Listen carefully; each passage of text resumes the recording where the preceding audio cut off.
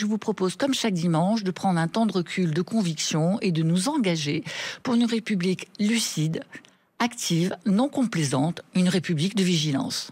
Une République qui ne se contente plus de principes proclamés mais qui agit, une République qui ne tolère ni les replis identitaires, ni les populismes manipulateurs, ni les violences sexistes dissimulées dans le silence des institutions.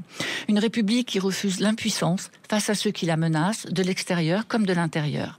Car la République, ce n'est pas qu'un mot figé sur un fronton, c'est une promesse vivante, fragile, exigeante. Une promesse de liberté, d'égalité, de fraternité et surtout une promesse de vigilance.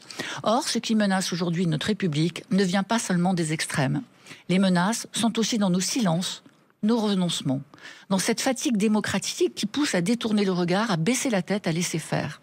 Quand les violences faites aux femmes et aux enfants sont encore minimisées, contestées, parfois même niées, quand l'antisémitisme ressurgit décomplexé sans que cela ne choque plus vraiment, quand la laïcité, ce bien commun, est manipulée comme une arme de division au lieu d'être une boussole d'unité, quand la question du consentement, de la justice, de la dignité reste suspendue à des arbitrages politiques, quand les discours populistes franchissent les lignes rouges et que plus personne ne semble les voir.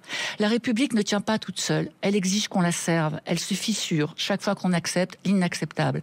Elle recule chaque fois qu'on pactise avec la peur. Elle s'éteint chaque fois qu'on ferme les yeux sur une injustice.